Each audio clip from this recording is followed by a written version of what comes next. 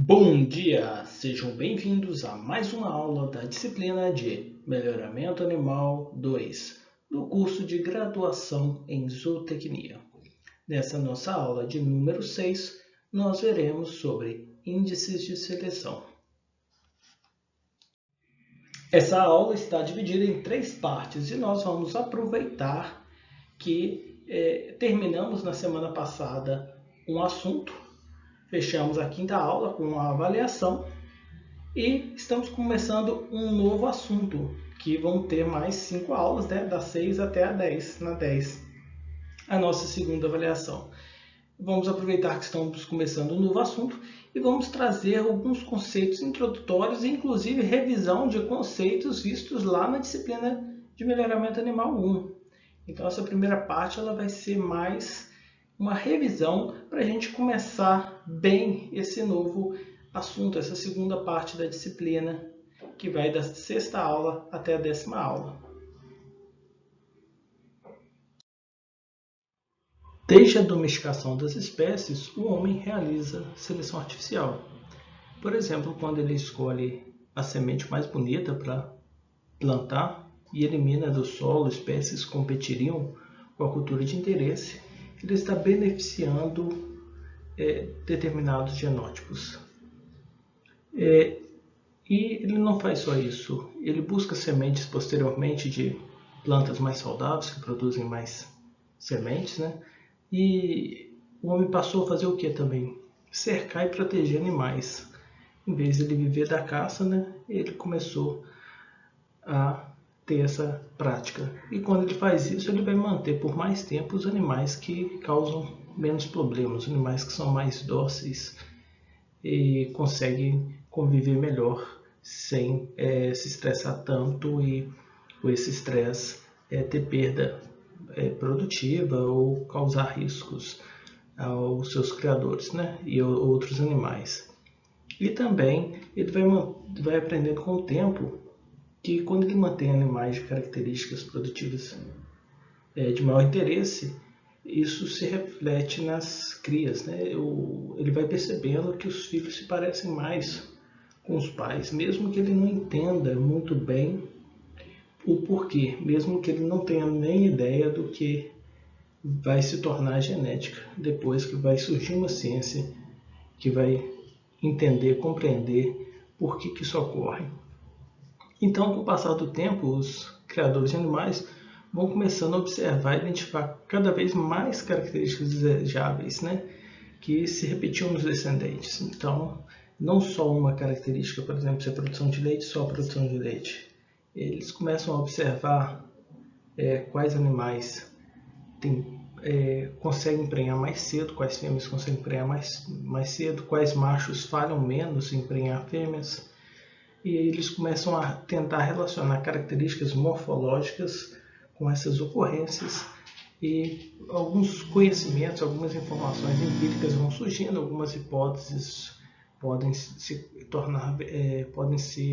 provar verdadeiras posteriormente, outras era só um achismo e não fazia sentido, mas ele vai observando e hoje em dia a gente tem, por exemplo, algumas espécies que na hora de avaliar a gente pode avaliar aí 10, 20 ou mais características de interesse econômico, né? Então, só que quanto mais, depois para frente a gente vai ver, quanto mais características a gente tiver, mais difícil é avaliar, né?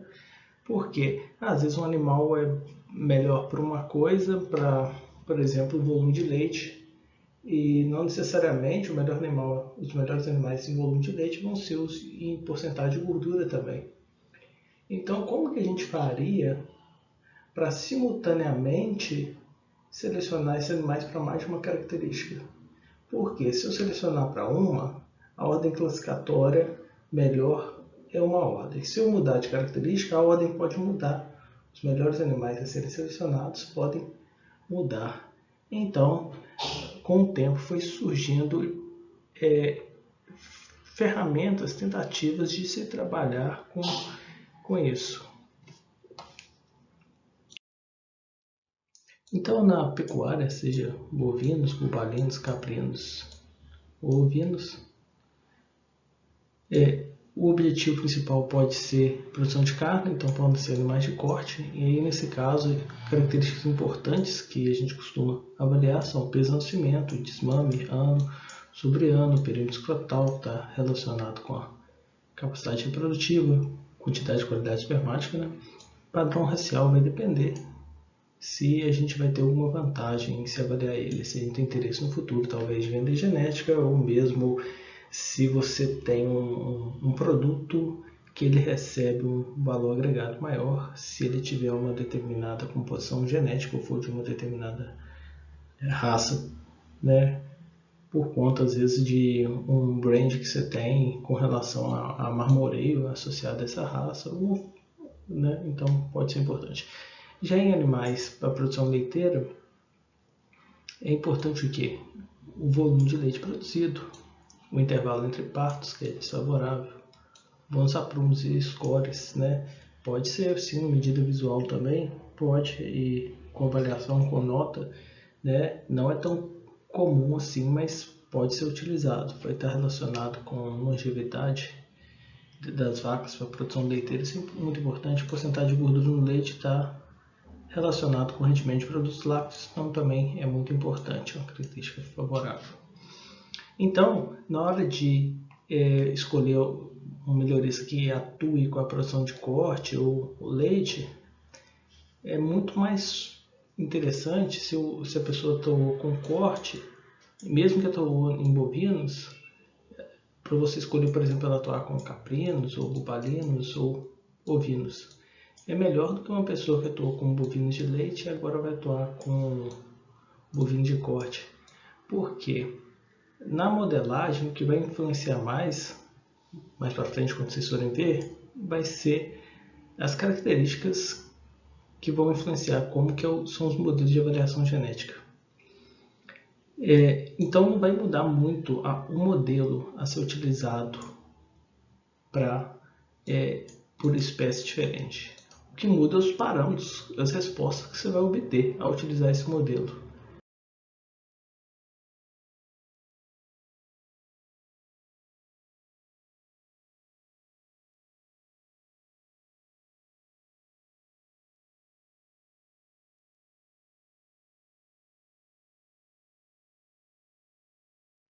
Em aves, a mesma coisa, se você trabalhar com qualquer espécie, o que muda mais é se você vai trabalhar em conhecimento com corte ou postura, porque as características que você vai analisar é que vão influenciar o modelo de avaliação genética, como que ele deve ser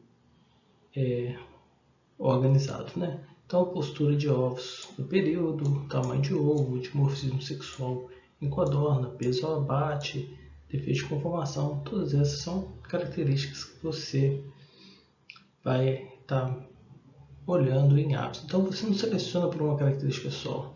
Peso ao abate em suínos, espessura de tocinho, número de leitões nascidos vivos, número de leitões mamados. O que vocês lembram da disciplina anterior? O que eu falei?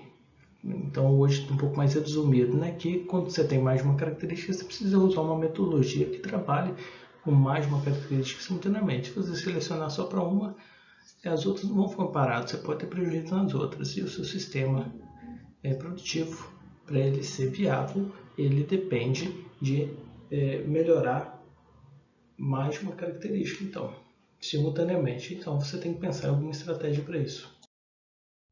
Então, quando a gente seleciona os animais de um rebanho apenas por uma única característica, isso pode levar a alguns problemas, né? Por exemplo, em um programa de melhoramento de aves de corte que seleciona apenas para o peso abate, isso pode levar ao aumento da mortalidade dos animais por prolapso, como está mostrado na foto, e morte súbita ao manusear os animais, né? O animal ele vai ganhando muito peso adulto, peso abate, está relacionado com pesagem em outras idades, e esse peso muitas vezes ele não é tão bem distribuído, então ele pode, esse animal às vezes pode estar armazenando muita gordura próximo aos órgãos vitais, né? Então aumenta a chance desse animal morrer na sua mão. Ele treme e morre quando ele está sendo manuseado na hora, assim, né? Então, isso também não é adequado para um sistema produtivo. E outro problema comum é, às vezes, na pecuária de corte, né? Por exemplo, bovinos selecionados para maior peso ao sobreano, e aí vai estar relacionado também ao peso nascimento, porque estão correlacionados.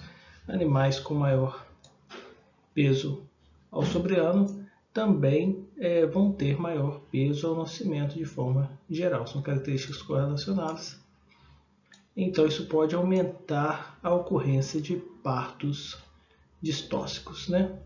E na questão anterior, a das aves, o peso ao abate está relacionado também com o peso do nascimento, que está relacionado com o tamanho de ovo. Então, ovos maiores aumenta a chance de prolapso.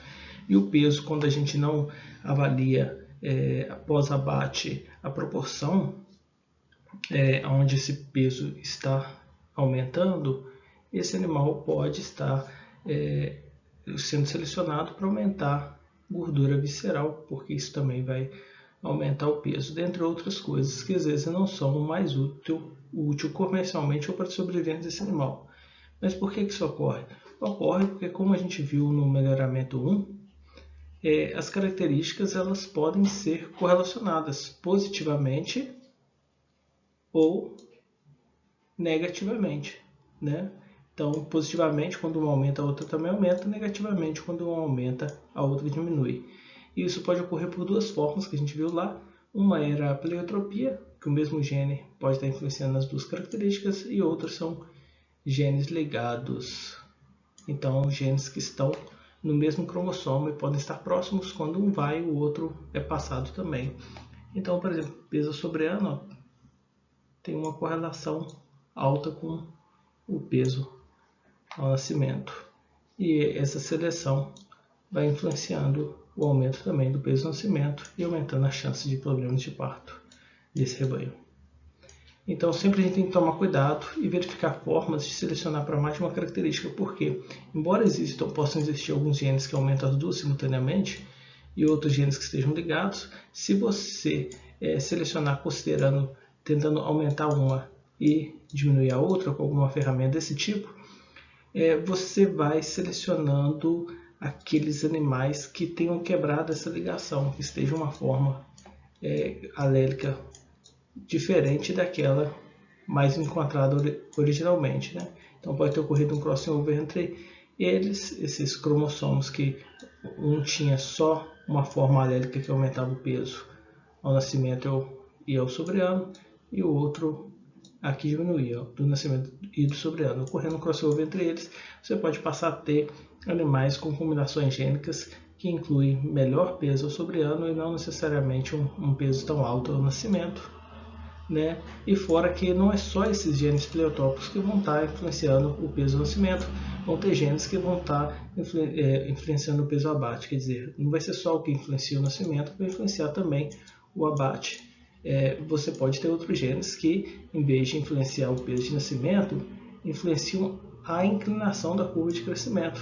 Então, quanto maior a inclinação, também maior vai ser o peso ao abate. Então, quando você se contempla mais de uma característica, você pode acabar ficando com esse perfil de animal que tem um peso de nascimento mais equilibrado e uma inclinação maior, uma velocidade de crescimento maior, o que vai ser mais interessante para o nosso sistema produtivo. Então, o primeiro método que nós vimos na disciplina anterior foi o método Tandem, né? Qual que era a vantagem do método Tandem? Ele era o mais simples de ser realizado, o primeiro a surgir, né? Então, ele é simples porque a gente seleciona, por exemplo, só para peso abate. Quando a gente chegar num nível de peso abate desejável, a gente muda de característica e aí a gente passa a selecionar a próxima. Aqui, número de leitões nascidos vivos, né? Quando a gente alcançar o desejável, a gente muda para a próxima, número de leitões desmamados. Quando alcançar o desejável, a gente muda para a espessura do tocinho, né? O problema é que quando a gente chega no final,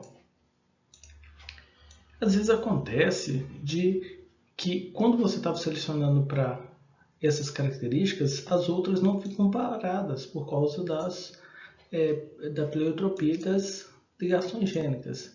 Então, quando você chega em outras características no final, por exemplo, as que você melhorou no início, elas podem ter inclusive perdas, porque você não seleciona simultaneamente, você seleciona uma por vez.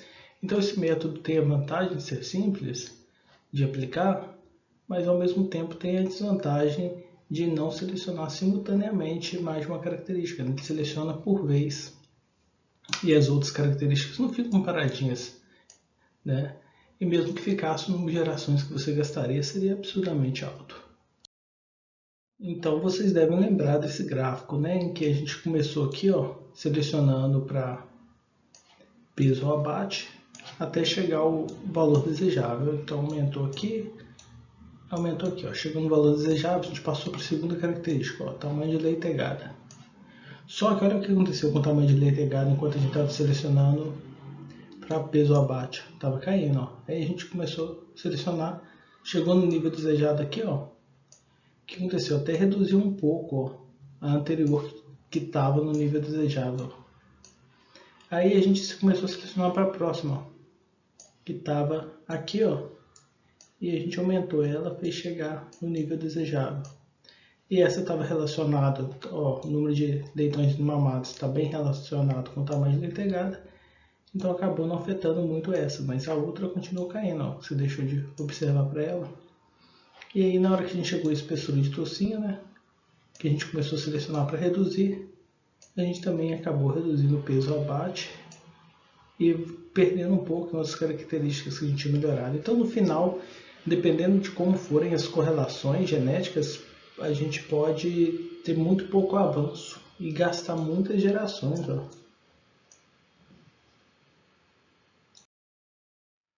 Recapitulando, o método Tandem tem, sim, vantagens que seriam permitir selecionar para mais de uma característica na mesma população, e ele é muito simples de ser executado, exige muito pouco conhecimento.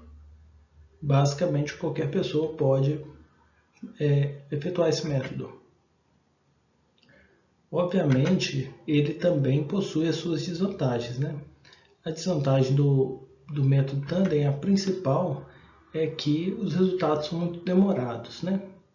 Mas também pode ser até pior. Pode ser que no final de um ciclo, algumas características você tem inclusive perdas, né? Por conta das situações de correlação desfavorável entre características presentes, né? Que você tem interesse. O segundo método que nós vimos no melhoramento 1 foi os níveis independentes de eliminação.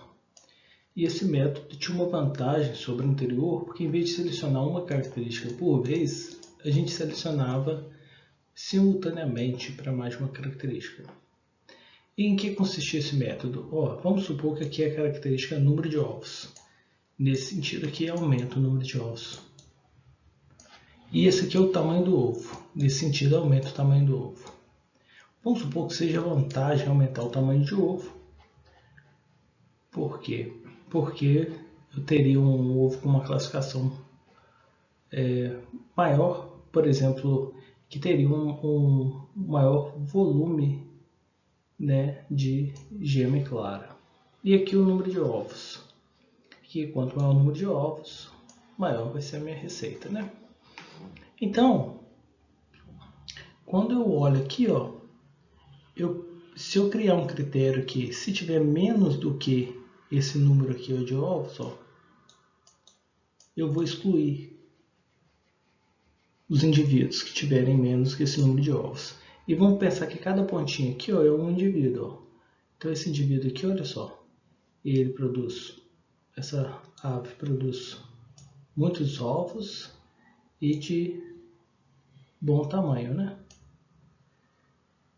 E aí, se a gente parar para pensar, a gente também pode selecionar eles por outro critério, ó, com um nível independente do anterior, que é tamanho do ovo. Se tiver para cá, ó, eu também excluo. Então esses animais desse quadrante foram excluídos por dois motivos. número de ovos ruins e tamanho de ovo ruim. Os terços quadrante têm tamanho de ovo bom, mas foram excluídos porque tem número de ovos ruim. E os terços quadrante têm número de ovos bons, né? Mas tem tamanho de ovo ruim. Então, os animais que têm maior média de tamanho de ovo e o maior número de ovos, ao mesmo tempo, são os que foram selecionados, os que estão nesse quadrante. Então é um método interessante, porque ele seleciona simultaneamente. Poderiam ter mais características? Poderiam, mas visualmente a gente vai enxergar melhor se for duas características em duas dimensões aqui. Então, só que só tem vantagem esse método? Não, ele traz essa vantagem, mas ele também tem desvantagens. Olha, eu vou apagar aqui toda essa bagunça e vou mostrar uma situação aqui. Vamos pegar esse indivíduo aqui. Essa ave ganhou um pouquinho, tem um pouquinho a mais de número de ovos, que não permite ela ser descartada, que se tivesse daqui para baixo seria.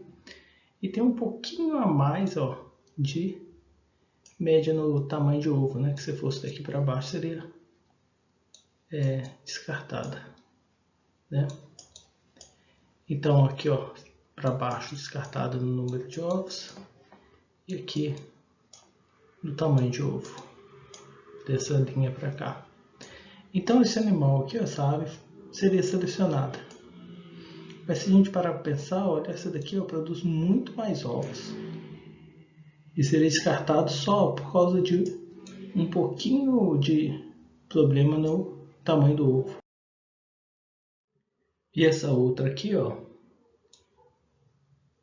mudei até a cor para mostrar, é muito, uma ave muito boa em tamanho de ovo, mas falha um pouquinho no número de ovos, Então em tamanho de ovos,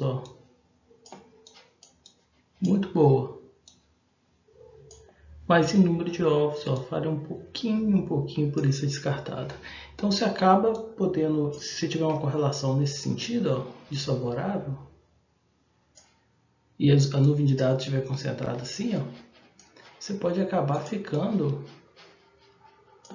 com animais medianos em detrimento, às vezes, de animais que poderiam estar aqui nessa região muito bons para uma característica, ou animais, às vezes, muito bons para outra característica. Então, talvez você poderia cruzar animais bons para essa, que falham um pouquinho na outra, com animais que são bons para outra e falham um pouquinho nessa. E aí você poderia ter animais que são ruins nas duas, animais que são bons em uma ou na outra, mas você também poderia sair dessas combinações de animais que são muito bons nas duas, né? Então existe essa crítica sobre essa possibilidade e você acaba ficando com os animais mais medianos. Claro que nesse exemplo aqui eu tenho animais muito bons, né? Mas existem casos de nuvens de dados, quando a correlação é muito desfavorável, que podem ter uma situação até mais crítica, mais inclinada aqui, mais concentrada, em que os animais que são realmente bons para uma característica ou para outra não coincidem muito. Então você teria um trabalho aí de tentar gerar animais que sejam razoavelmente bons para ambas, né? Existem muitas especulações, a gente poderia viajar por muito tempo sobre isso, né? Sobre pontos positivos e negativos dessa visão. Mas aqui a gente tem que ser um pouco sucinto para ir já para o próximo objetivo. Então, só uma relembrança aqui. Recapitulando então sobre as vantagens e desvantagens dos métodos independentes de eliminação, as vantagens são que, diferente do tandem, ele vai permitir que você selecione para várias características simultaneamente, né? O que vai conferir resultado mais rápido. E no final do processo é pouco provável que você tenha perda em alguma característica, como a gente viu que podia acontecer em alguns casos no outro. Quanto às desvantagens desse método, que a gente viu também que tem, é que em alguns casos, principalmente se as correlações forem bem desfavoráveis, né, entre as características que você tem interesse em selecionar, ele pode levar a descarte dos melhores animais para cada uma das características individualmente, os que têm as melhores composições genéticas para essas características, em detrimento de animais medianos para múltiplas características, né, para todas as características simultaneamente. Isso pode proporcionar com que, se você tivesse alguns genes muito bons, poderiam ser talvez até eliminados em detrimento de você ficar com animais mais equilibrados, né? Então tudo tem a sua vantagem e desvantagem. Na sequência a gente viu sobre índice de seleção, e em que o índice de seleção era o quê? Era uma fórmula para você combinar duas ou mais características em uma única característica. Então você dava pontos para cada característica e pegava os valores de cada animal e jogava nessa fórmula. E aí você saía com um valor para cada animal dentro do índice, né? O que é um índice? É tipo o IPCA. O IPCA, ele vê se de um mês para o outro aumentou o preço do arroz em mercados, né? O preço do feijão. E aí ele tem uma pontuação para cada item da cesta de alimentos que o brasileiro consome, né? O arroz tem uma pontuação, o feijão tem uma pontuação, né? Alguns itens vão ter pontuação alta, porque eles fazem parte da mesa de todo brasileiro. Tem itens que já são mais relacionados a gostos mais peculiares ou de aquisição mais difícil, né?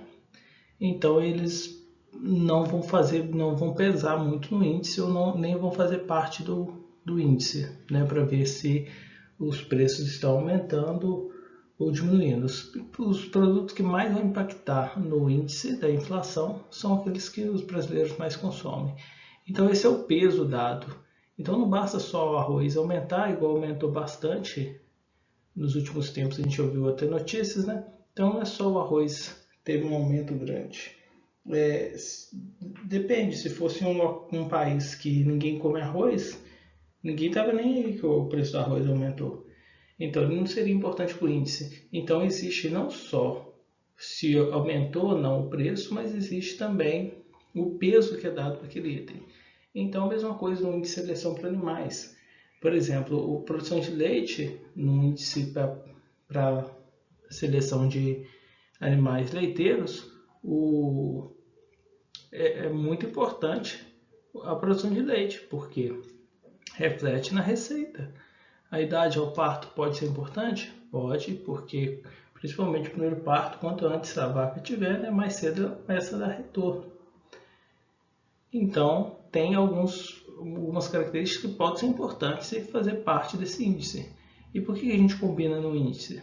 Porque se a gente ranqueasse os animais pela produção de leite, ia dar uma classificação. Se a gente mudasse agora para gordura no leite, poderia dar outra classificação. Então a gente pode criar um índice para tentar agrupar várias características em uma só, tentando dar o peso correto para cada característica.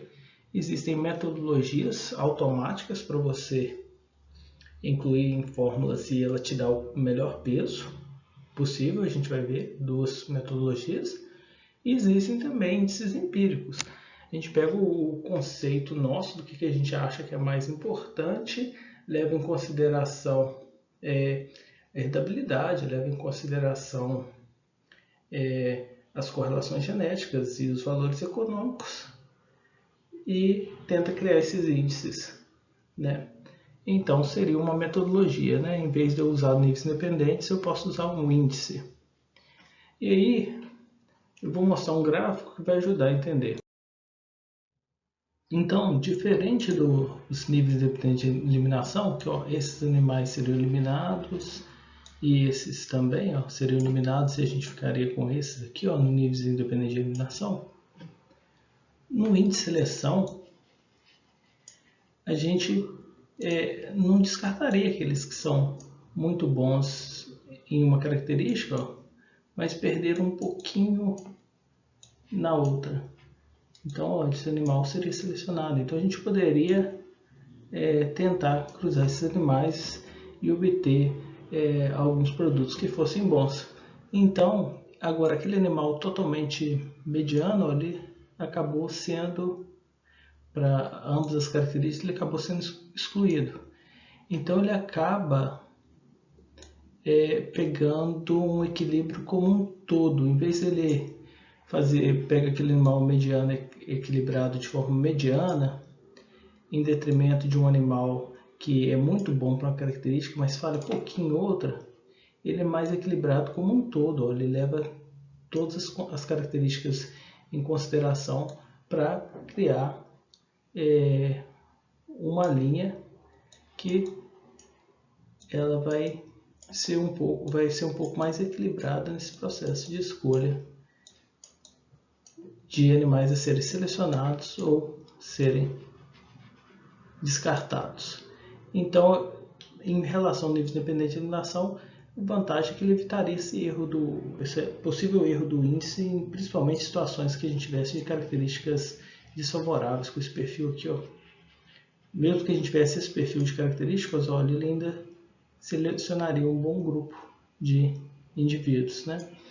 Então, o índice ele permite um resultado mais equilibrado do que o nível independente de eliminação. Agora, qualquer índice, então se a gente escolhesse os pesos para o índice, ele poderia ser mais assim, ou mais inclinado assim, né? Ou mais assim, né? E assim vai, né?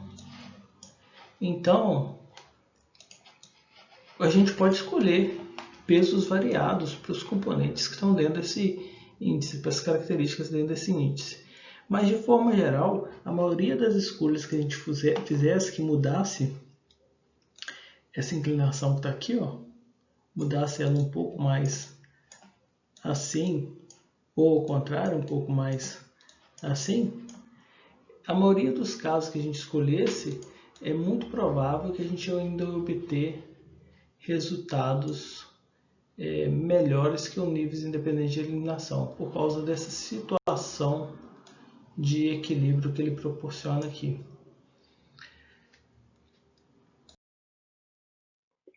Quanto às vantagens e desvantagens do índice de seleção, as principais vantagens são que ele permite selecionar animais mais equilibrados do que o método que a gente viu anteriormente, né?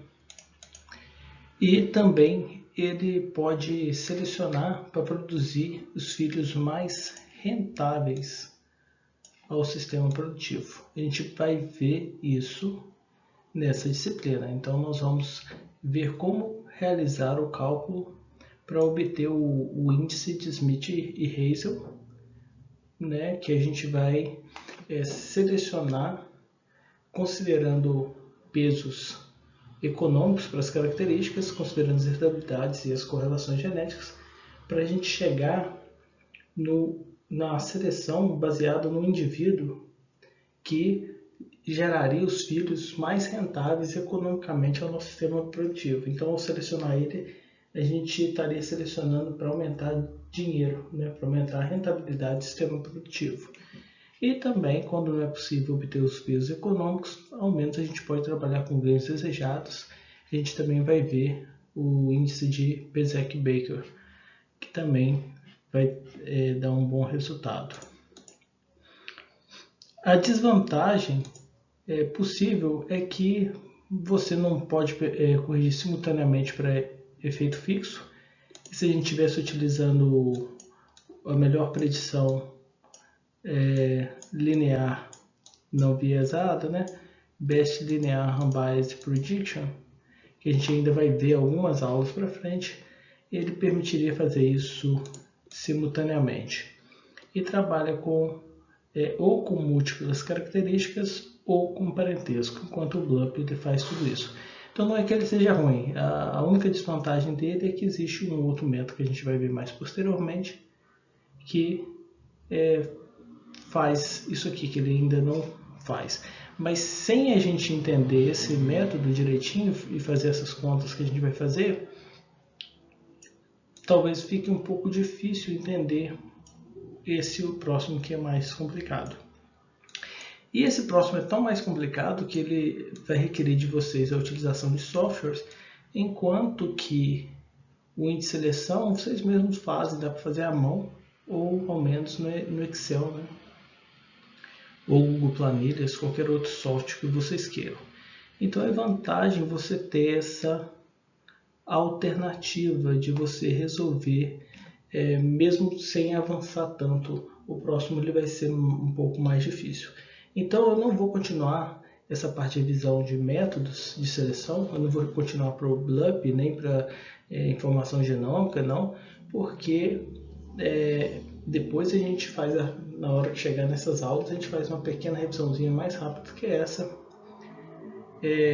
sobre esses métodos e continua avançando, porque agora o importante é focar totalmente a cabeça de vocês em índice de seleção, porque a gente vai tentar aprofundar um pouco. Nós concluímos essa aula, mas provavelmente deve ter ficado alguma dúvida, ou algum questionamento, ou você gostaria de manifestar sua opinião, contribuir com os colegas. Por isso eu vou aguardar você no nosso fórum de discussões, tudo bem? Vamos participar juntos. Também tem os exercícios e outros itens disponíveis no nosso sistema de aprendizado. Tente fazer os exercícios e, se ficar com dúvida, procure no mesmo fórum. Isso é tudo por hoje. Muito obrigado. Tchau.